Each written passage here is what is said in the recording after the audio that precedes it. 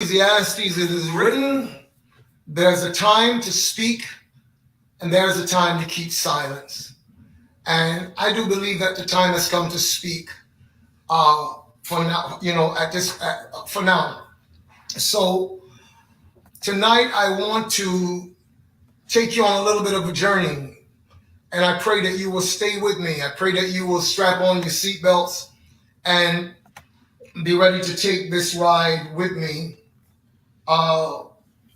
Many of you, for some time, have been concerned as to what has been going on with regards to Tory. Just give me one sec, please. I'm so sorry, but just give me one moment. This won't take long.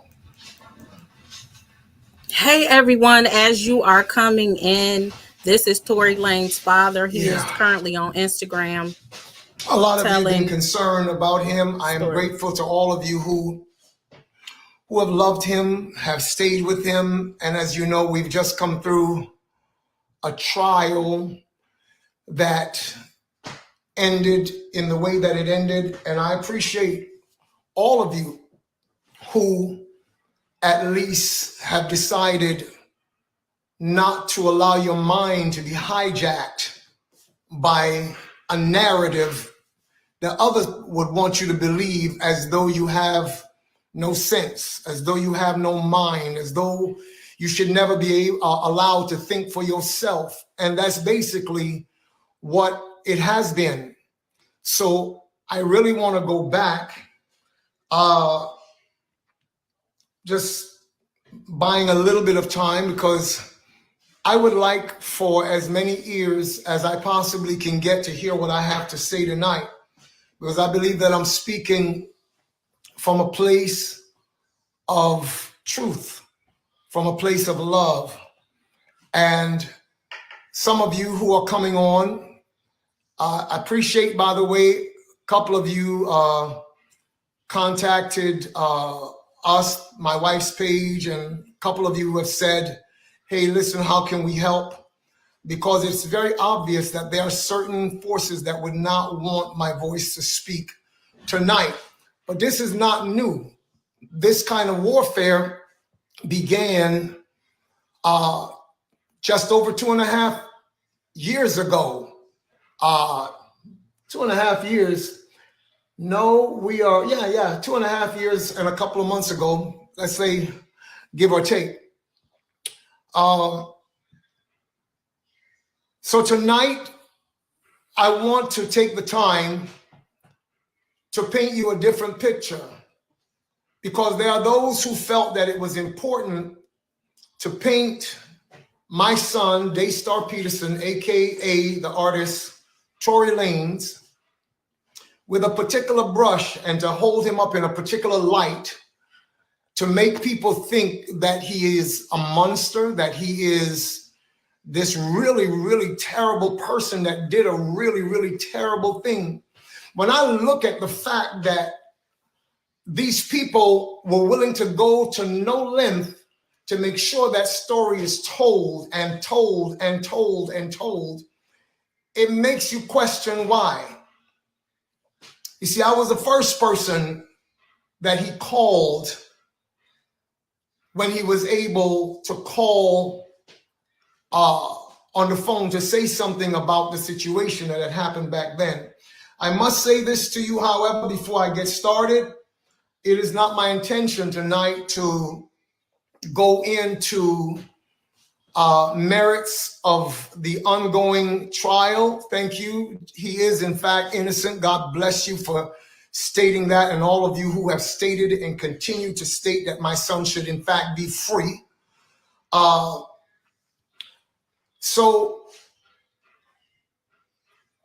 I am not going to get into speaking about a case that is not over, although many would like to think that it is or would hope that it is. So I'm not going to get into speaking about the merits of a case, about the legal realities of it. They are experts in that field who are standing up to address it now. And so I will allow them to do what they do best. and I will do what I know that God has gifted me to do best. And that's number one, to tell the truth. That's number one. That's number two, to be a voice for truth. You see, truth is not a philosophy, people. Truth is not an ideology. Truth is not a religion. It's not a doctrine. I have been a servant of God for years. My children grew up as they saw us go from sometimes city to city, nation to nation. We lived in a lot of different places. And on one hand, that really gave us an international perspective of the world and what it's really all about. And so there are some things that I do want to say, and I would ask that you can help me to get it out as far and wide as it is possible to get it out. I pray that those of you who showed up for Live at 7 to find that my page had gone dark, was just a black screen there, that I pray that you return. Thank you again for those of you who actually reached out. I've had a couple of calls, some messages, and people are saying, hey, how can we help you to do this? How can we help you to do that? Can we get you on station head, et cetera, et cetera? And I appreciate all of that. I'm not coming tonight with vengeance in my heart. I'm not coming to try to tear people down. I'm not trying to render evil for evil. As the word of God that I have taught and live or sought to live for years have told me to love even my enemies. It's not easy sometimes, I can tell you that. But I have sought to walk the love walk, and I've taught my children to do the same. One thing I do know for sure is that I never hold anyone in my heart in unforgiveness, because I've learned that unforgiveness is like pouring acid into a container. If you pour acid into a container, it will first affect the container before it affects anything outside of the container. So I do not ever allow people and what they have to say to be either the standard by which I determine anything in this life. I would rather forgive people so that I can have a clear heart, that I'm able to hear God. I've been told that if I were to go live tonight, there are those who will take my words and spin them for whatever they want to make it say. However, I've also learned not to fear men, but only to fear Almighty God. You see, Jesus said this one day. He said, do not fear those who can kill the body, but rather fear him who, after the body has been killed, can also destroy the soul in hellfire.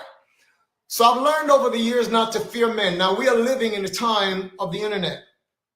We're living in a time of social media.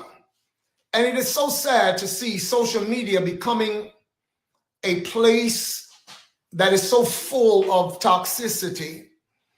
People, internet trolls, who don't like to see the beauty of a life unfold. You know, they like moles. Digging up dirt on people is to them like though it was gold. And that's the world we live in right now. I think that we have the power to change the narrative, because one thing that the evil empire fears more than anything, they fear masses of people thinking for themselves. That's what they fear. That's their biggest fear. You know, we live in a world where the powers that be tell us that we should walk around with these blindfolds on. They want us to be walking around with blindfolds, and we are to depend on them to be the only one that can lead us or direct us where we should go. And they never want us to remove the blindfolds, because they fear that if we remove the blindfolds, not only will we realize that we can see, but they fear that we will realize that the people who are leading us around are actually the ones that are blind. And their continued existence depends on us never knowing that they really are the ones that are blind. Do not think that because you have money or because you are in politics, that makes the light automatic to you. It does not. So let me start here.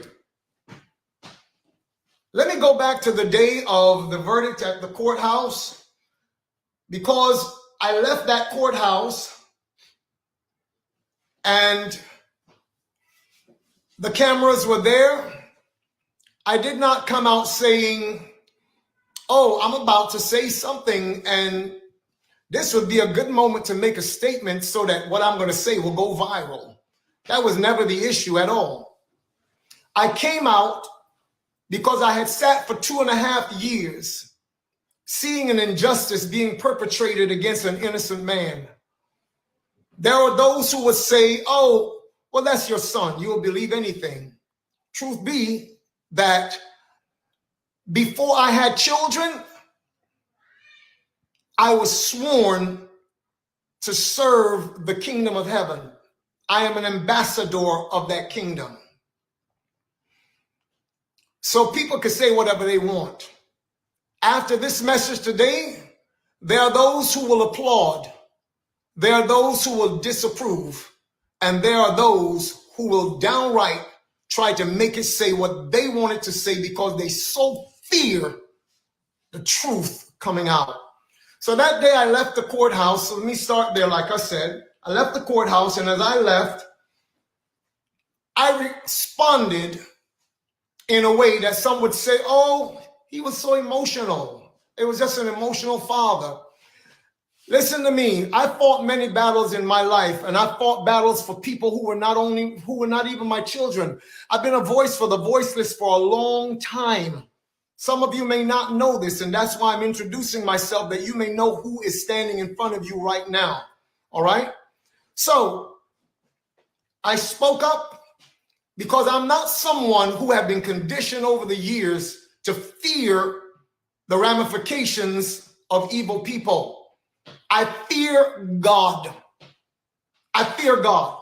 And at the end of the day, anyone who could ever seek to shut my mouth or stop me from speaking the truth to the point of trying to extinguish my flame, guess what? The only thing you can do is give me a one-way ticket to heaven. You can't do anything to me. You can't do anything to me. So that day, it was not merely an emotional outburst. I saw an evil system. I sat in a courthouse and I watched how evidence was literally obscured, blocked, barred. Everything and anything that was actual evidence that could speak to my son's innocence. I saw people go above and beyond the call of duty to make sure that it never came in to view. And now here we are. And it's interesting because I'm seeing that the people are really not as stupid as many would like to think that they are. Because I've seen that people have actually looked at all of it and say, nah, something's wrong. Something is really, really wrong here. And we're just not buying it. So as soon as certain folks saw that the narrative was not going in the direction that they wanted it to go, as soon as they saw that, in fact, it was not how they thought it was supposed to have thrust certain people further into the stratosphere of superstardom while using my son as a sacrificial lamb to make that happen, because that's been the narrative for 2.5 years. That's been the narrative. And as soon as they saw that it was not going that way, that in fact his numbers were rising while certain other people's numbers were falling, they began to dump onto the internet from the attorney's office, from the district attorney's office. They began to dump things that were supposed to have been evidence in a trial, as though the guilty verdict was not enough. Then you had persons like this lady, what's her name? This journalist, Megan Cuniff. This woman actually went on and said that she saw my wife and I giving transcripts or leaking information to certain journalists to put out on the internet. Wait. Stop for a second. Number one, why would the district attorney's office give us things to put out on the internet to make my son look even worse? Hence, I'm talking about the interview with Kelsey. Why? That makes no sense. So I had to realize that this woman was saying things for the sake of clout. Moving right along, here we are today. Long time ago, I made a decision before God. I said, God, if I ever sin or mess up in private, I will come before you and I will repent. I will ask forgiveness in private. But as a leader, if I mess up publicly, then I will go to the people before whom I've messed up and I will ask them to forgive me publicly. That's been my stance.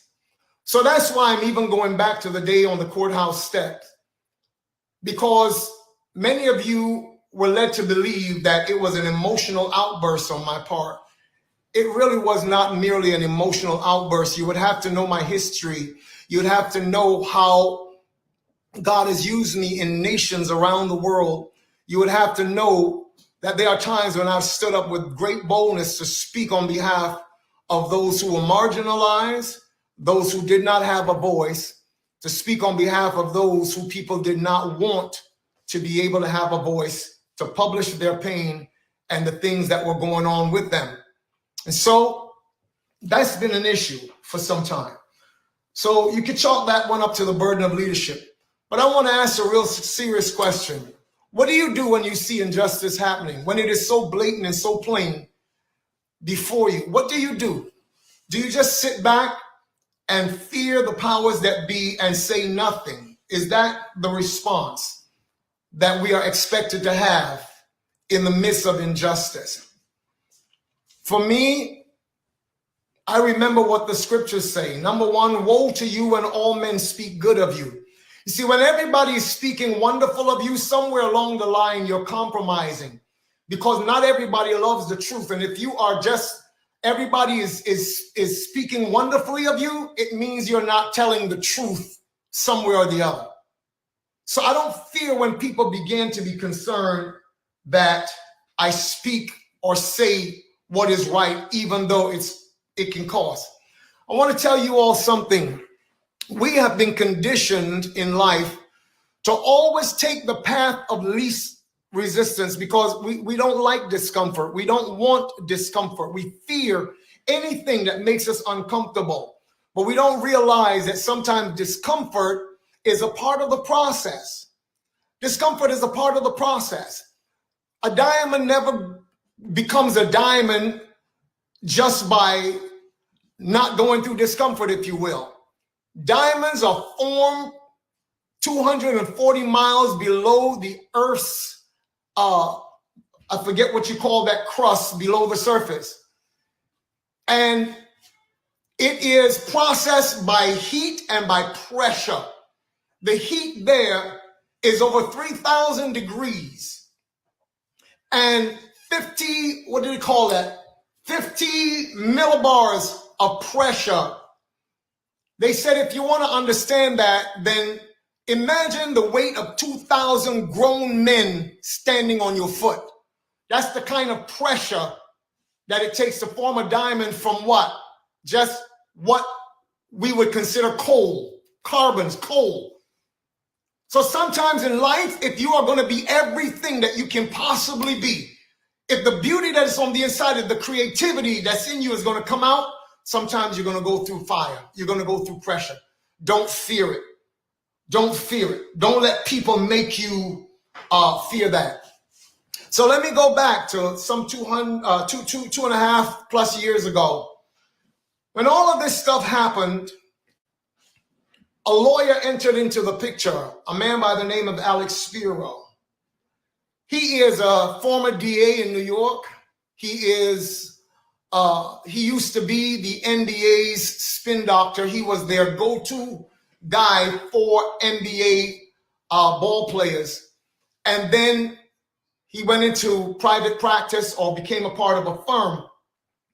And this man has been on the record. It's not something I'm making up. It's already out there on the internet years ago. He said, when I'm going to try a case of a high-profile case, I first try it in the court of public opinion. And so that's what they did. The strategy was basically to paint a smear campaign against a young man, an artist, to try to make him feel or try to make the public believe that he is the worst person that's ever walked on the planet. How could he be so terrible to shoot a black woman and all of that? Some of the people who piled on, some of them, when they say a black woman, they sound so insincere because they never cared about black women before that. But all of a sudden, this became a good narrative. It boosted views. It gave more likes. It sounded really, really wonderful. And, you know, for them to be on the side of this defenseless black woman. Let me stop right here and say this, and this might come as a shock to many of you. But guess what? Both my son, myself, and others of our family have long decided that we are not going to hold any animosity against Megan Pete, aka Megan the Stallion.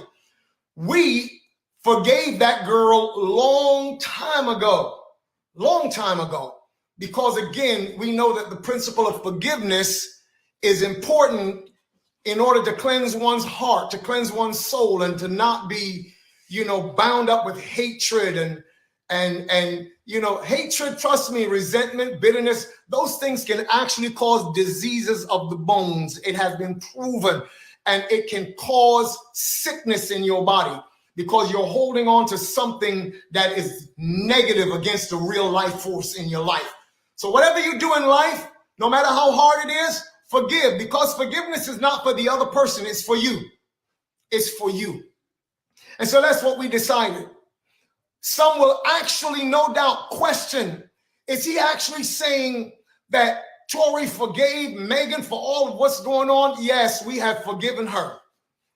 But what we will not back down from is the machine that has been in the background trying to press a narrative in order to use this girl for what they have used her for. So let's move on from there. They came in with a smear campaign that was second to none. Yes, it was during the time of the George Floyd situation, the Breonna Taylor situation. And they basically tried to make a silk purse out of a sow's ear. That's not my saying. That's an old people's proverbs who says you cannot make a silk purse out of a sow's ear. And reality check is that they were trying to make someone be an icon for civil rights who did not have any such desire, who did not have any such convictions about being that at all. And it came across very insincere to a lot of people. You see, the powers that be and those who actually have the power of the machine in their hands can make us think all day long that that was for real, but people saw right through that. And so a lot of that began to just fall on its face. The strategy was simply this. Number one, they went behind the door, closed doors, and got the powers that be to place a gag order on my son. He wasn't supposed to say anything. He wasn't supposed to say anything. Even to the place when he sought to use his art to speak for himself because that was his only way. There were so many voices. Oh my God, how insensitive. Blah, blah, blah, blah, blah, blah, blah. But I have to ask you, what would you do in such a situation? At the end of the album called Daystar, the last song is called Life.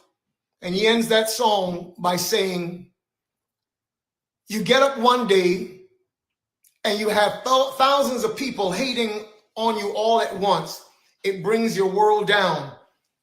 I would like the youth of today to take me as an example, because I don't care about none of those things. I will continue to stand up, and I'm paraphrasing now, so let me leave that alone. So the strategy was very simple. Shut his mouth while the mouth of those with the biggest megaphone on planet Earth piled on and said everything. Can you imagine? 2.5 years, every single day, you have to get up to that, knowing that you did not do this. And so that was the face that they decided would be best, would best serve their narrative. Who really is Daystar Peterson, people? Who really is Daystar Peterson? 1 second, please. Who really is he? The fact is that he's one of the kindest individuals that you could ever meet in your life. The truth is that they don't want you to know is that he is someone who actually goes out of his way to help so many people. And I can tell you testimony upon testimony of things that he does and never says anything about it. Never lets anyone else know what he does in the background to help people. He will never tell you that. And there's one young lady who got in contact with me that was diagnosed as being bipolar, having a bipolar disorder, that he paid her rent. She told me, not him, because he would never say it. He paid her rent for 1 full year because she was a single mother battling through depression and situations going on in her life.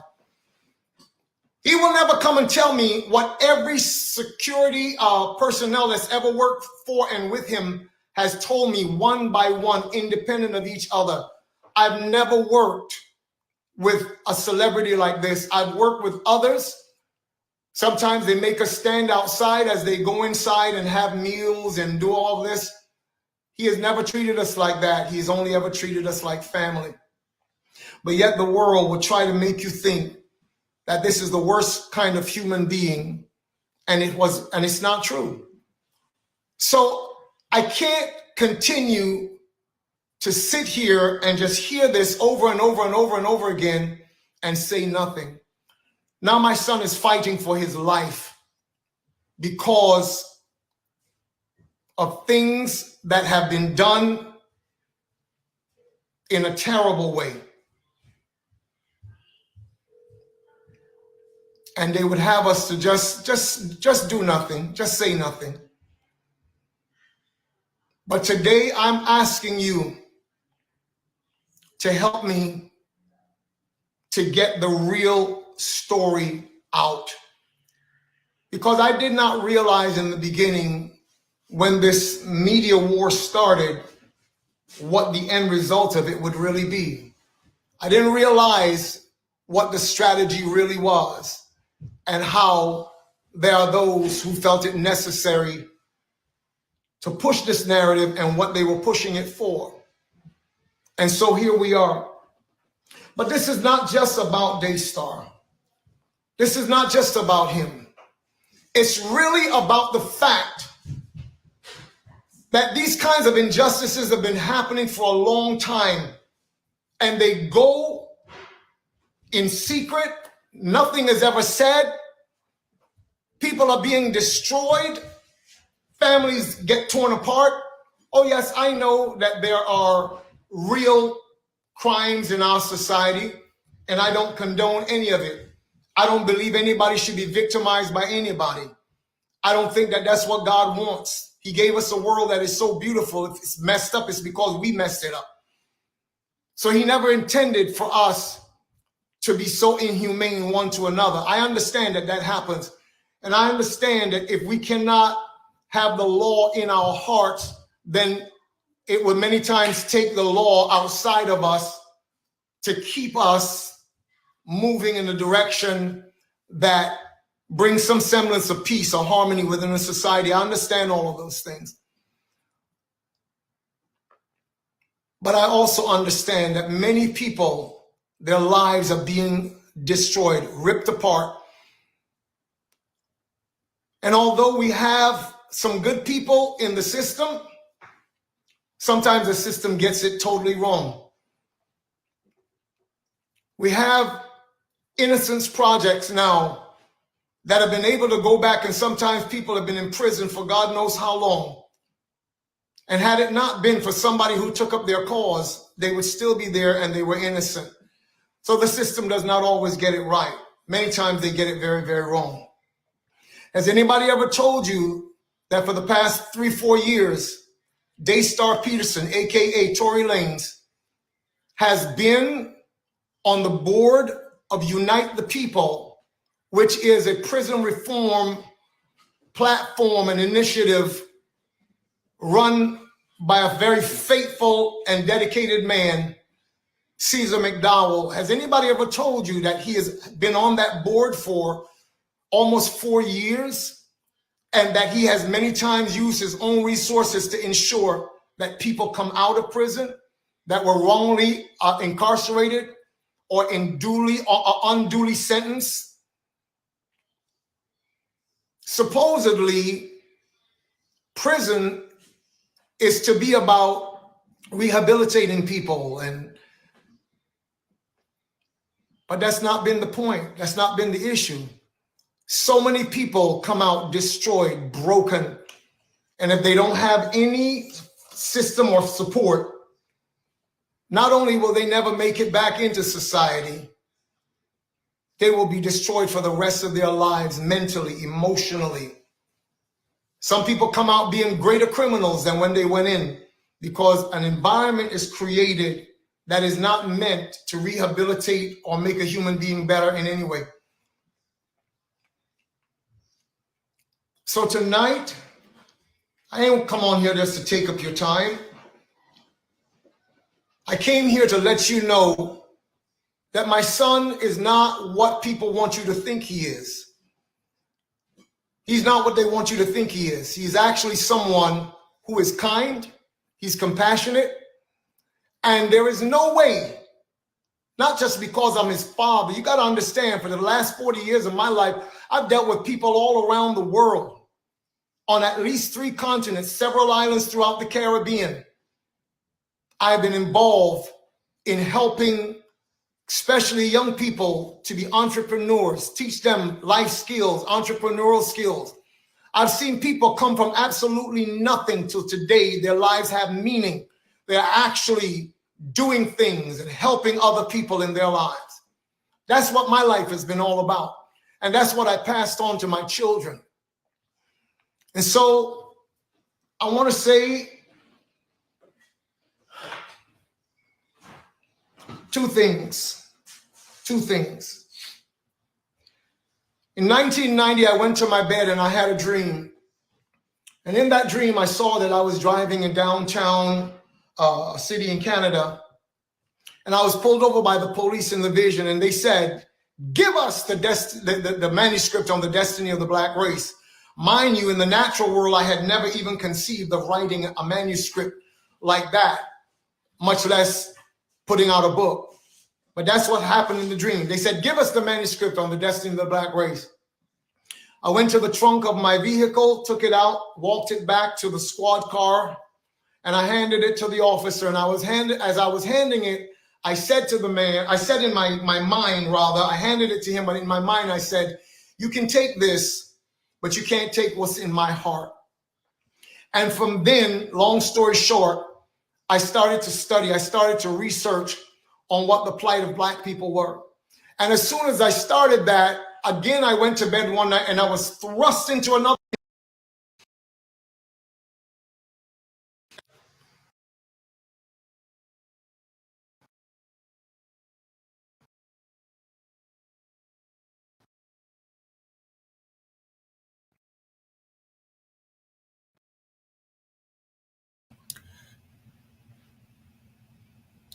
I don't know, sir. You're on mute. To everybody, this is Sonstar Peterson, which is Daystar Peterson's or Tory Lanez's father. People on here talking about some, oh no, Rock Nation is messing up your life. He's talking, there's no audio.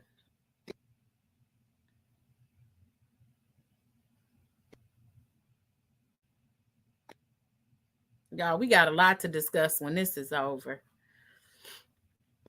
Because I said I wasn't going to do my commentary like I did yesterday all through the video with the bishop, but he threw me off. So I put myself on mute so I wouldn't have my commentary all through the video. But thank you guys for joining. Please subscribe. Please like. Welcome all new subscribers. We have about 30, 40 new subscribers in the last day or so.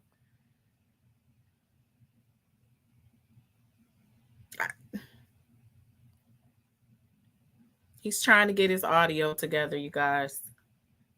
Guess he ended it. Maybe he'll start it back up.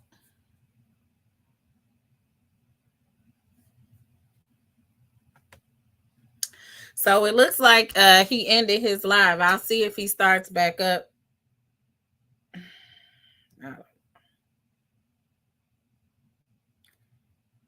Let's see if he restarts it. You guys, there's a whole lot to unpack in this video. So I did meet Sonstar Peterson, and I think I said in previous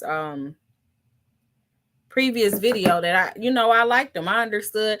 I'm not so much mad at your passion because it's your kid at the end of the day. So him continuously saying, you guys are saying I'm doing this because it's my kid. You are. I mean, who wouldn't? If it's your kids, you're going to ride for your kid. However, you also hold your kids accountable and you let them know. But that doesn't mean you don't got to sit in the courtroom. That doesn't mean you don't try to post bail. You don't try to give them the help they are. So I ain't really mad at the anger, when it comes to that. But some of this other stuff he's talking about on here, yeah. I think he back. Folks. Something went awry, and let me see if I can get it back on here. I hope that I can get you all back with me, because I'm sharing something that I believe that's very important that you need to hear right now. Thank you all for rejoining. Thank you so very, very much. I'm just gonna show it on here. I'm gonna show the rest of it on my phone. Yes. All right, here we go. Yeah, so imagine you go to bed, you're minding your own business, and you're thrust into a dream, and God is speaking to you about a race of people on the earth that happen to have dark-colored skin. That was my experience. Like, straight up, no cap. That was my experience. And God said to me in the dream, he said, the devil fears you, meaning the black race. Why? Because in the days of the intensification of spiritual warfare, he said, I'm going to call for a particular people to come before me with a particular gift. He says that's when Africa will rise and create prayer cover for the move of my spirit in the earth. Some of these things I'm saying may be foreign to some of you, but this has been my experience. And as a result of it, I followed that through, and I wrote a book entitled The Destiny of the Black Race since 1990. I took the book out of circulation when I went to Kenya in 2012. I had an encounter that made me know that it had become more relevant to our generation than ever before. And so I actually went and I revised it, and I will be putting it back out into print. because it is important that we know what's going on around us and why people are being targeted.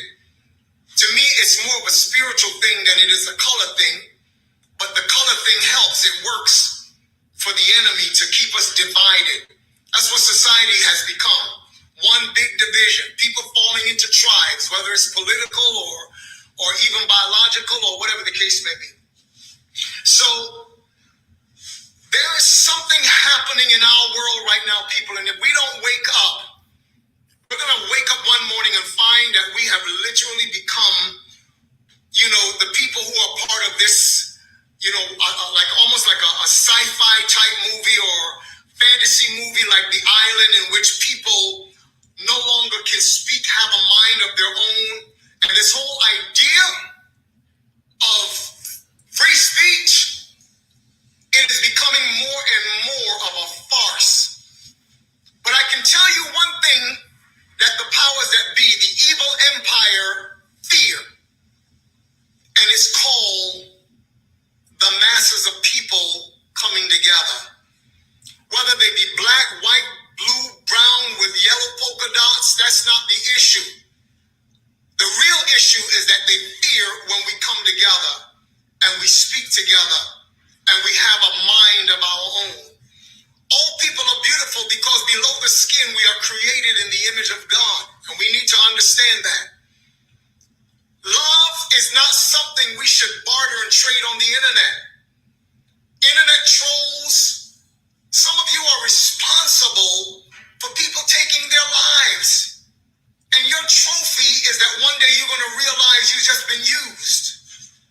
Because of your own pain, you project that onto other people. You allow yourself to be used because somehow it gives your life some form of meaning or existence. It's time to stop that. It's time to really examine our lives and ask ourselves if we really want to be a tool for love or a tool for hate. We can't continue down that pathway. It's not benefiting us. It's not helping us. And as long as we remain divided, we're so easy for the systems of this world to control. That's the thing they fear more than anything at all. Some years ago, a bunch of scientists, the experiment or the science, the looking into the science of what is called epigenetics, that started back in 1942, by the way. And they began to realize that not only each of us are unique by DNA, but there is something inside of our DNA that is called an epigenetic coding. Hear me right now. Please hear me. It's called an epigenetic coding. And it's like computer hardware and computer software. Computer hardware is tangible. You can touch it. You can touch it. You can feel it. Computer software is more intangible. You don't touch it. It's coding. It's writings. It's letters. And, I'm not a computer nerd. So, I'm not going to try to go too far out of my own comfort zone on that. But what they discovered is that your experiences in life write a certain coding. And if you have had traumatic experiences, fearful experiences, it's almost like it is encoded in you. And they started to do an experiment. They put a bunch of lab mice into cages, and they outfitted them with electrodes. And they put cherry blossoms in the cage. And every time one of these little mice would go close to the cherry blossom to sniff it like that, they would shock the little creature. So after a while, it began to associate this shocking treatment with being, with smelling or going close to the cherry blossoms. So after a while, they didn't have to administer the shock treatment anymore. The little mice would begin to back up and recoil every time it would see a cherry blossom. But listen to me, people, that was not the real kicker. That was not the real extent of the experiment. What they found is that the mice that were born to the ones that went through this, also, anytime they got close to cherry blossoms, they would back up. They would not go close to the cherry blossoms. Oh my God. They were fearful of the cherry blossoms.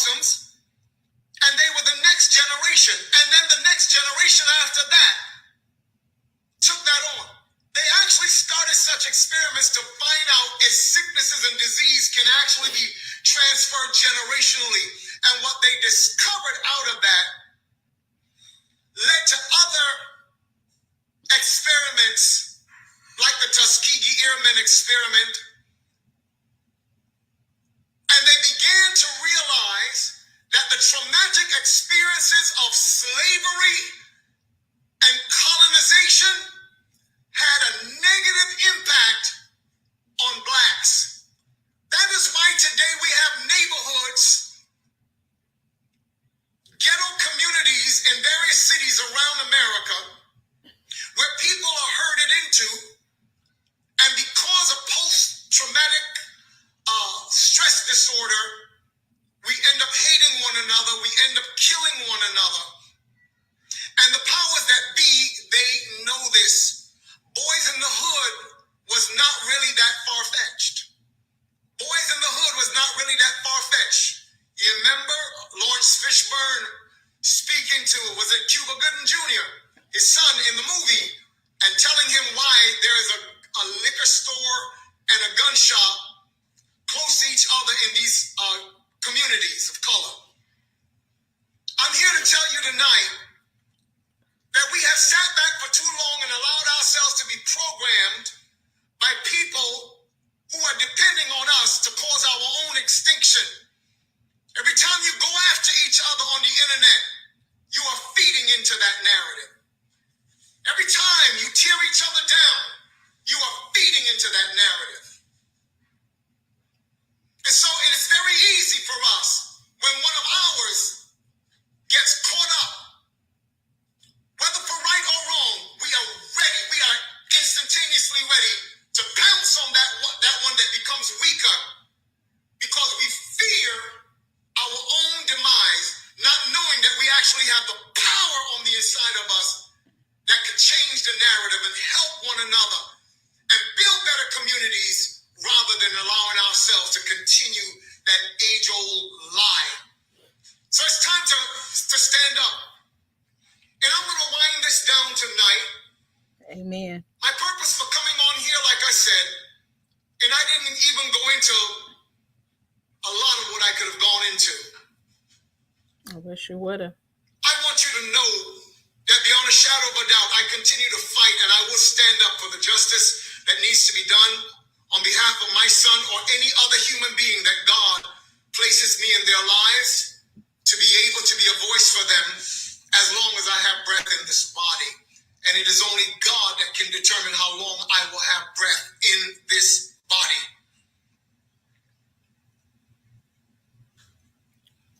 I didn't even get to tell you tonight, and this will be the last testimony for now concerning him, and then I will close off with a thought that I want to leave with you. I didn't even tell you that over a year ago, my son called me up on the phone, and he said, "Dad, someone introduced me to a young man. His name was Kirshner, who is in the industry. He's a producer, and he does various things in the record industry. This kid was shot 8 times, and was left for dead. He was in the hospital, and they prayed with this young man and spoke to him prophetically and told him that God was not going to allow him to die, told him that God would actually bring him through it. Then he called me after praying for the young man and said, "Dad, such is the situation. Let's pray for this kid." And I stood together with him. We were in 2 different cities, and I stood together with him and we prayed for this child, for this young man. Recently, and again, this is something he won't say, so I have to say it tonight. This guy that they're trying to make you believe is some monster that would just shoot somebody because of an argument that said, "Oh, my career is better than yours." I mean, do they think that we are stupid when this was happening in a time when the name Tory Lanez was the biggest, most recognized name on planet Earth during COVID? No. Not only by celebrities players in America, but football players who are the rock stars of England and Europe were tuning into that thing. Recently, some people who were concerned started to raise money on behalf of Daystar. He didn't ask them to do it, but they started to raise money, and somehow the word got back to this young man. I've never spoken to him in person. Daystar did not speak to him from his cell, but that young man, when he heard about it and heard that at that point they had raised a certain amount of money, he said to them, keep that money in your pocket. I am going to put up $250,000 for his defense, and he does not have to pay me back one single penny. Because of him today, I'm alive, and because of him, I have now become a millionaire, multi-millionaire in the industry. I'm having 2 Lamborghinis and this and that because of him. And I'm ready to do this. He does not have to pay me anything. He doesn't have to pay me back anything. You tell me who does that for somebody who is so cold and callous that they would just up and shoot some young woman just like that. That's a lie. And the devil is the father of lies and of liars. So as I close this tonight, I do want to say to all of us that we are living at a time that I could take you back 3,000-4,000 years ago to the story of a young boy whose name was David, who was a shepherd, who actually wrote about 98% of the Psalms in the Bible. David, a singer of songs. David, a rapper of rhymes, if you will. I want to take you back to the fact that at some point in his life, he walked into a situation because all of his brothers had gone out to war.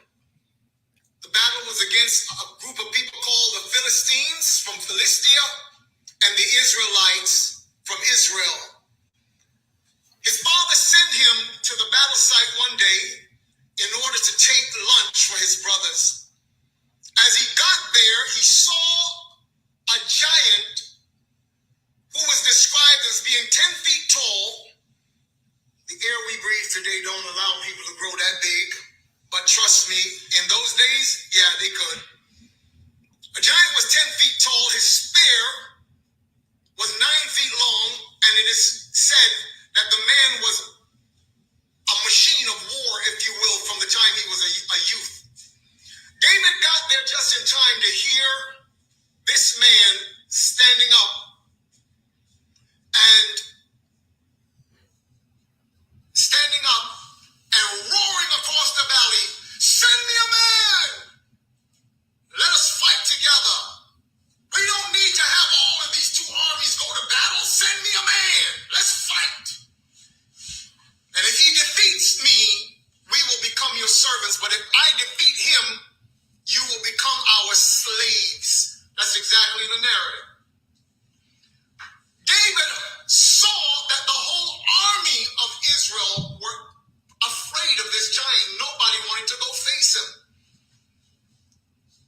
When he inquired, somebody said, "The king has said that if anybody can fight this guy, I'm going to make his family free from taxation in Israel, and he can marry my daughter." That's how desperate the king was. David said, "What? Are you kidding me? That's what the king will do?" He said, "That's wonderful, but I'll kill this guy for free." David was a 15, 16-year-old young man at the time. So much that when he went to the king, when they brought him to the king and said, "This is what this young man is saying," the king said, "What?" He said, "You know what? I'm a shepherd.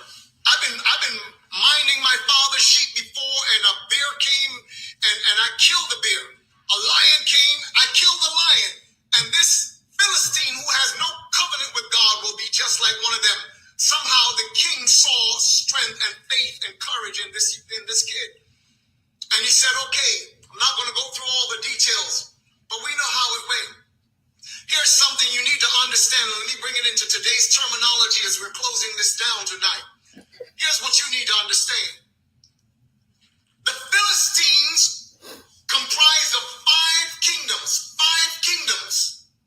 Each had its own king, but they moved together as one unit. They had a large army. Their chariots were made of iron. The Israelites had inferior weapons to them at the time. On top of that, this was the machine. This was the evil empire that had invested all of their strength into this one giant because it was a strategic move to end the war like that. David happened to be there on that day, and he learned that for the past 40 days, this giant had been standing up and saying the same message, and Israel had no message of their own.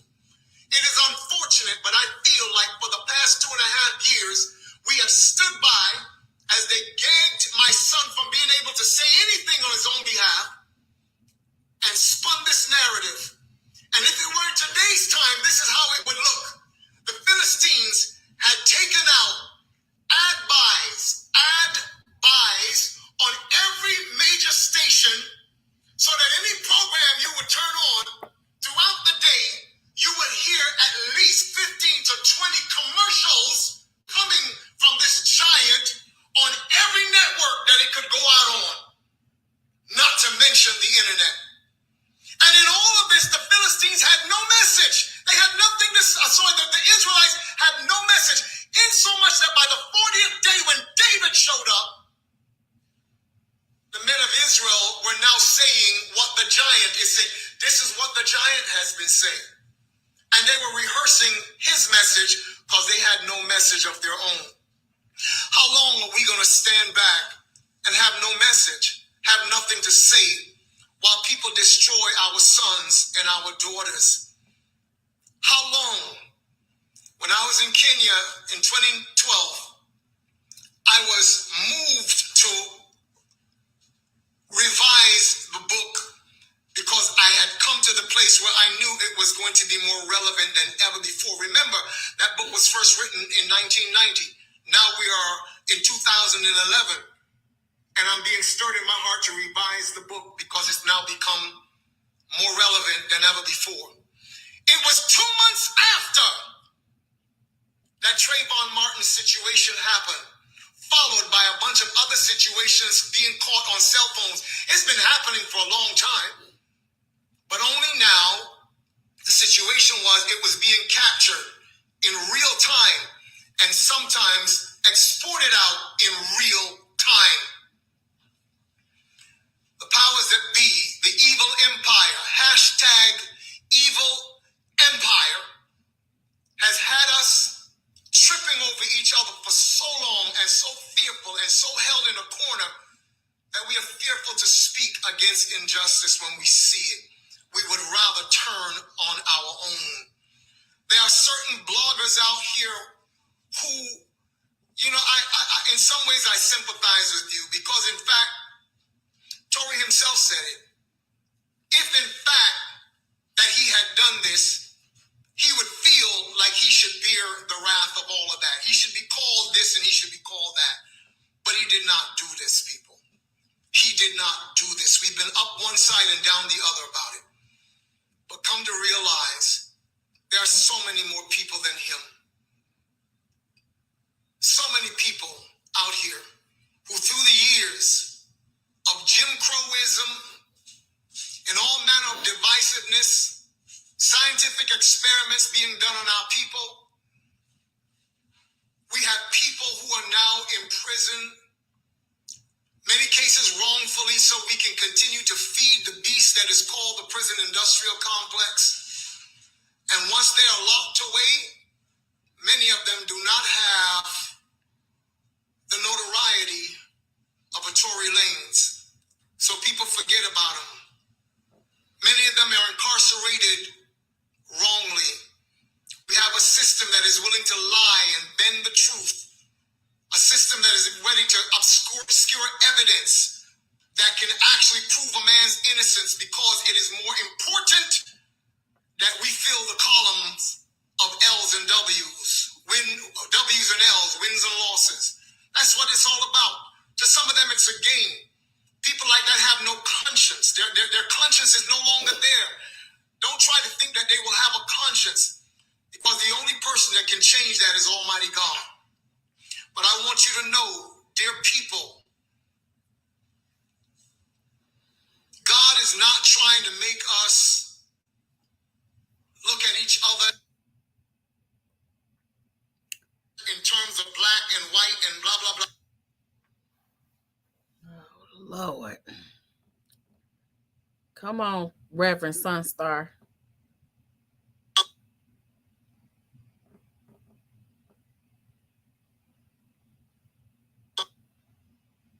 Reverend Sonstar. Lord.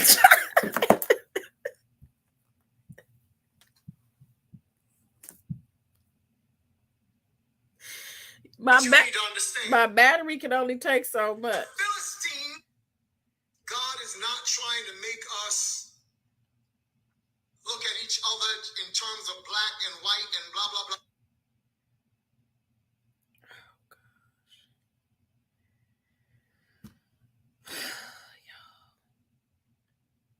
Thank you all for hanging in there with me.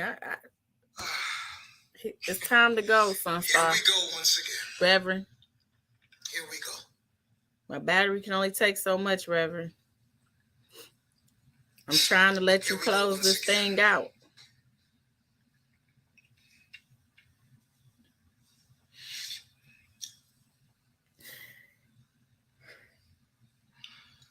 Thank you. Thank you, Simone. Yes, I will keep going. As I was saying, though, I was wrapping up, and I guess the phone, when the phone rang a couple of times, it cut off the audio when I try to get back to you after I hang up the phone. In any case, I want to thank you all for tuning in, joining me tonight on this. No problem. And what I'd like for you to take away from this is very simple. One, my son did not do this. Okay. And I want to thank you. In fact, let me send a shout out to the young lady who actually started the change.org petition. I believe, from what I've been told, it's the most signed petition in change.org history. Thank you for doing that. Those of you who are going about your various ways or efforts to try to help in this situation, I cannot be responsible for people who sell T-shirts and whatnot. No one has ever contacted us about that, so we can't be held responsible for any of that. But I thank anyone who has tried their best to be helpful in this situation. The question has been asked, what would this actually accomplish? I do know that there are many of you who are listening to me tonight who still do believe in your heart that there is a God, and that when people lift their voice and pray, that God can still change things. So I'll ask you to please pray for him. Continue to pray for him. And I do want you to know that there is a few days when he has felt really down, but for the most part, he's been being very strong. And one of the things that's been happening is that since he has been there, guys have been coming together at night and they've been praying. And when they start to pray, there's a man that he met there, and he happens to be right beside him. And as these two start to pray, everybody turns their TV off. TVs are muted, and they are praying together. They are coming together. And as they do this, the guys now have begun to look forward to this. They started looking forward to it. So one of the nights when he was feeling a bit discouraged, he actually said, "Dad, I don't feel like doing anything." And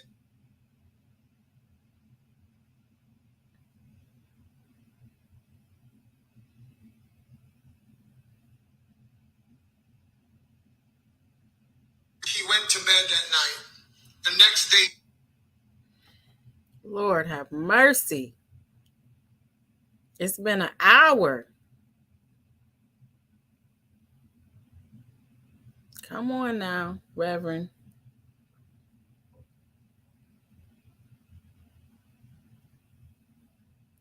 They put on here they're messing with your life.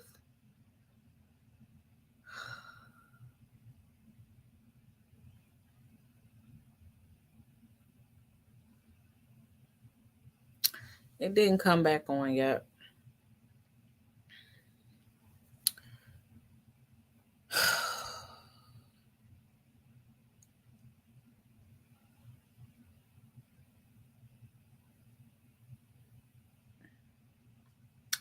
So anyway, we'll see if he comes back on for the 10th closing because he's done a lot of closings already.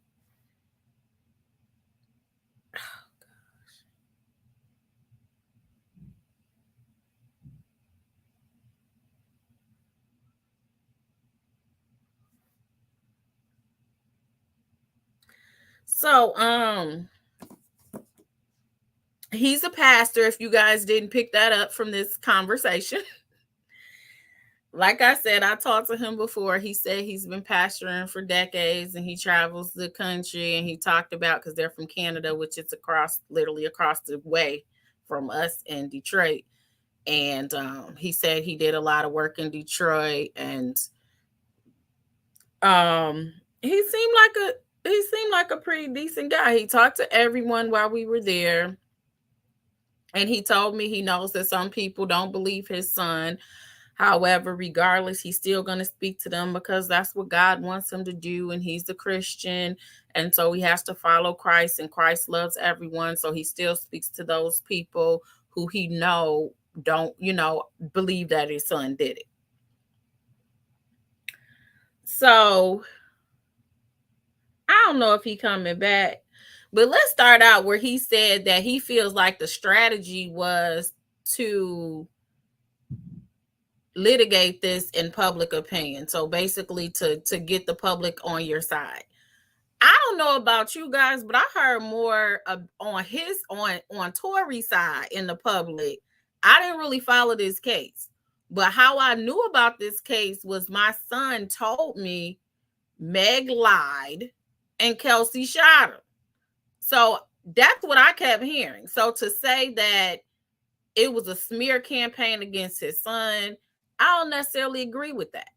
Same thing with, you guys heard the Instagram statement that his son made and basically said that she didn't get shot is what I got out of it. Where you said, baby girl, that it was my love. It was glass. And now all of a sudden you're saying you got shot. That rambling. So I'm uncertain. Now he's claiming that there's evidence that he wanted admitted. It's evidence that he wanted admitted that did not get admitted. Okay, he's back. The next day. Or maybe not.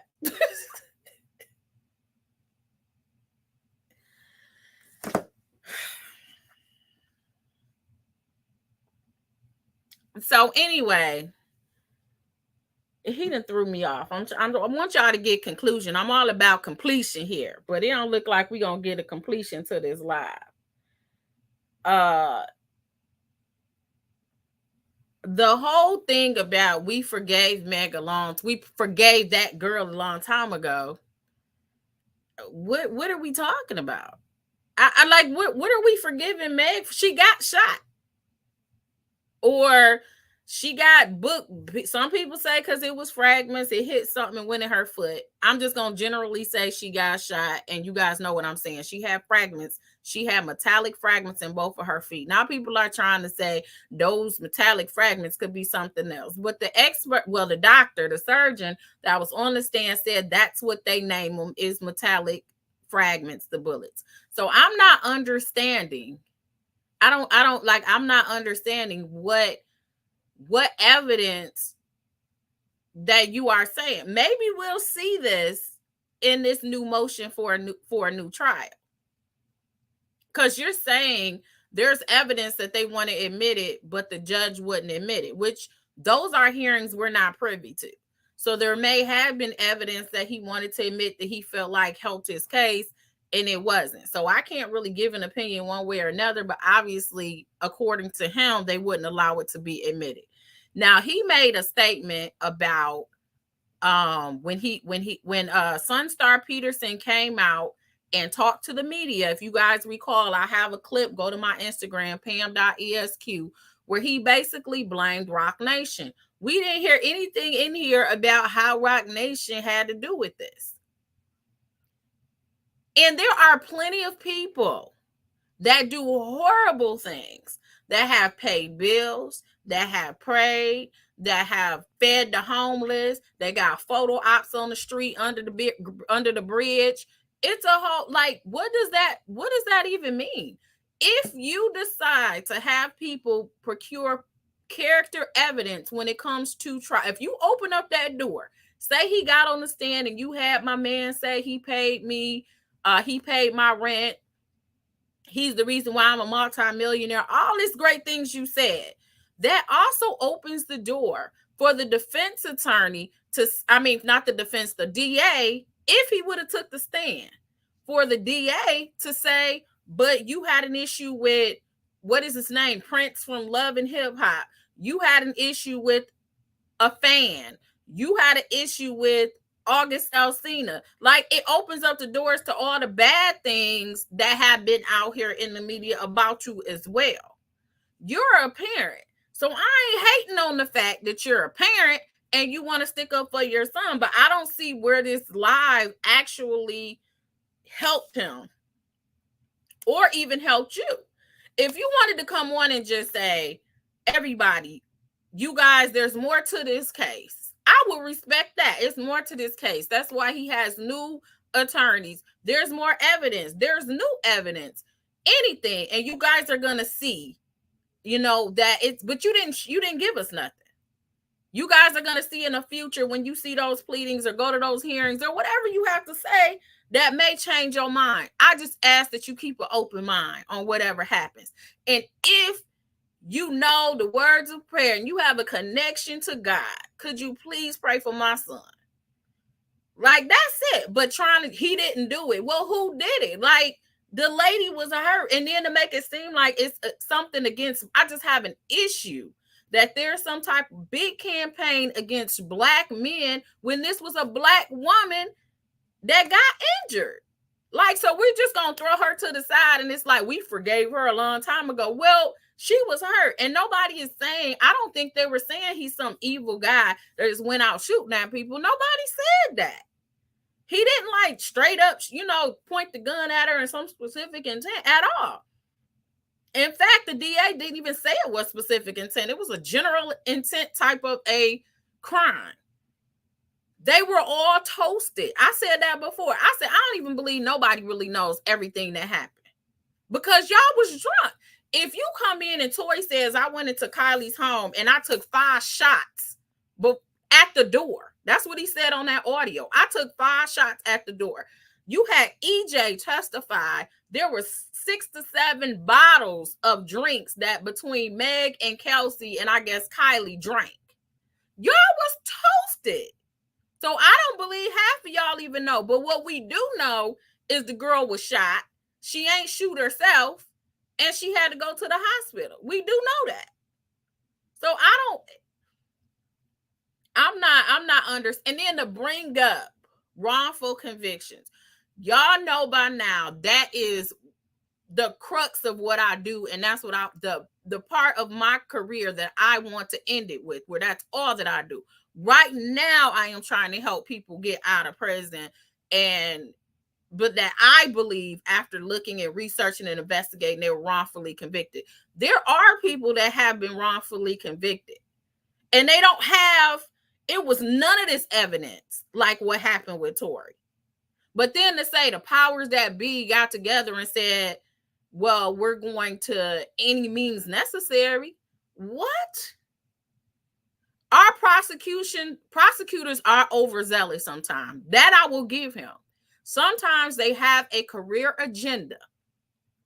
And because of that, they know that they don't have their case is weak, and they know they shouldn't bring these cases. So I'm going to agree with that. But in this case, unless it's some stuff that we all missing, I just didn't see it. I feel like if you're going to say it wasn't your son or somebody else did it, thank you so much for the super chat. If somebody else did it, at least you need someone that would have presented evidence to say the same. We just have not seen it. You cannot get mad at the public because of the evidence that we saw. You can't get mad. You just want us to say he's a good person. He couldn't have done that. That's pretty much what the gist of your live was, right? He's a good person. He couldn't have done that. I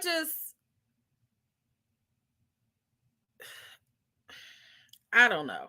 Is he back? And he went to bed that night. No, I think this is the same one. I don't think he came back on. But nevertheless, I think we've heard enough. He said he wants to help get the real story out. Did you guys see anything that was like a real story, like anything different than what we already know, except, you know, we can appreciate the biblical references, the biblical stories. He is a pastor, so we knew he was going to get about 5 different closings before it ended, before we got up. And I don't even know if it ended. They ended it for him. But in the beginning, his page was gone. I was like, did he block me or something? Like but then I had other people that told me, no, his page went dark. So his whole page, once he said he was coming on, his page did go dark.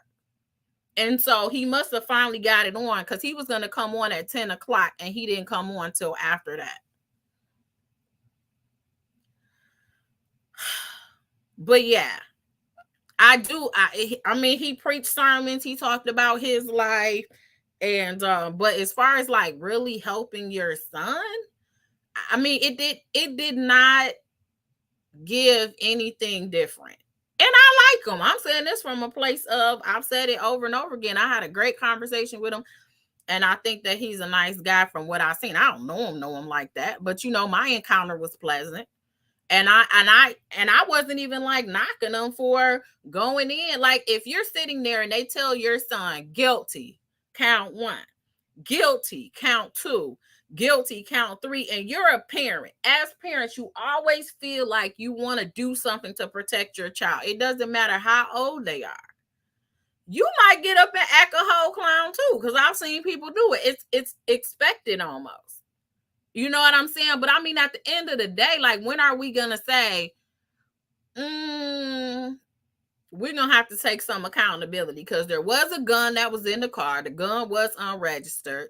It was your car, Tory. Like, it was your car, whether there was a bodyguard in there or not.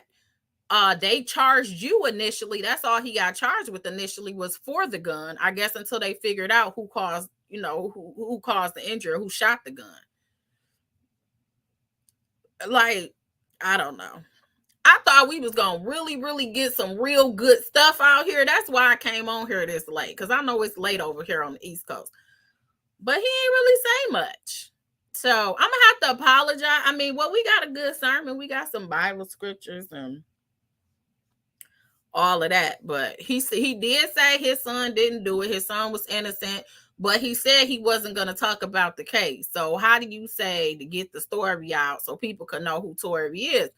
I mean, I'm not saying, there are plenty of people, like I said, that do great things for people, and they still do horrible things as well. It's not like you can't have one without the other. If you do good things, there's no way you can do bad things. If you do bad things, there's no way you can do good things. No, that's not how it works. So I'm going to look at a couple of your comments, and we already out. He took about an hour. Nicole said he's doing the same gaslighting his son did, with no details of what happened that night, but it doesn't matter. These were weapon charges. He had weapons, so they are weapons charges. So I don't think he was literally not accused of specifically shooting Megan. Good people make bad decisions all the time. Absolutely, Tracy. Goodness. So anyway, y'all. So dude was sounding like those YouTube commercials that try to hold your attention to the end as you wait to get the information.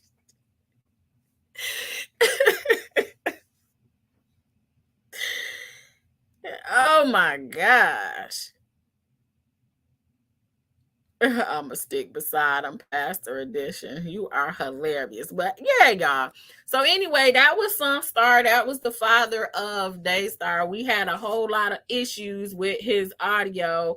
And yeah, so we out for the night. So unless something else breaking happens, I don't know if I'll see y'all again this week. But of course, if something breaking happens, we'll be back here. So if you guys have not done so already, please subscribe, please like. And you guys have a good night. I am going to holler at you guys the next time. Oh, man.